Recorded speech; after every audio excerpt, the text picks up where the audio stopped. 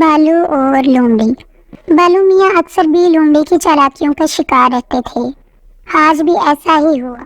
Be لومڑی نے اطلاع دی کہ ادھر جھونپڑی میں نئے سیاح آئے ہیں، ان کے پاس شہر کے جال ہیں، تمہارے تو مزے ہو جائیں گے۔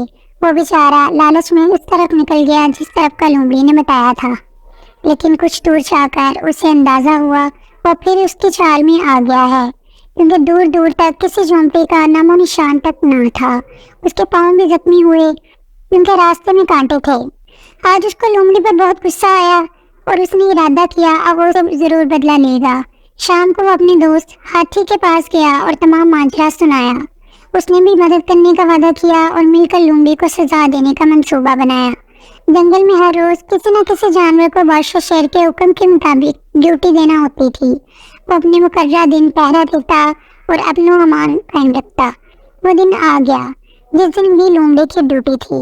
منصوبے کے مطابق بھالو اس کے پاس گیا اور کہنے لگا، بی لومڑی، وزیر الو نے آپ کو جلدی بلایا ہے، آپ ہمارے ساتھ چلیں۔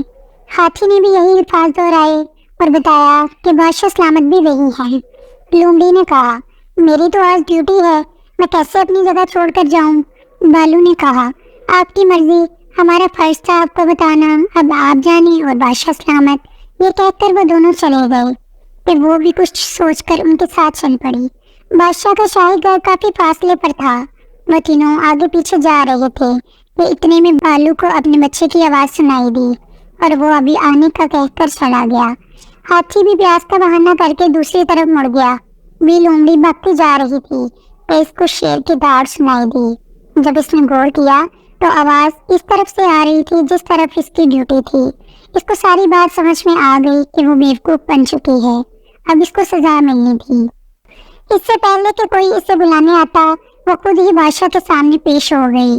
اب اس کی کوئی چالاکی کام نہیں آتی تھی اور نہ اس کی کسی بات کا یقین آنا تھا۔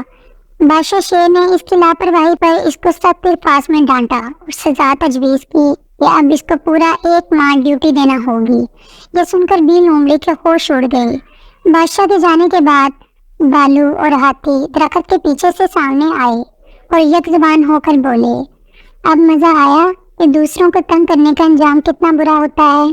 تو بچوں، ہمیں دوسرے کو بلا وجہ تنگ نہیں کرنا چاہیے۔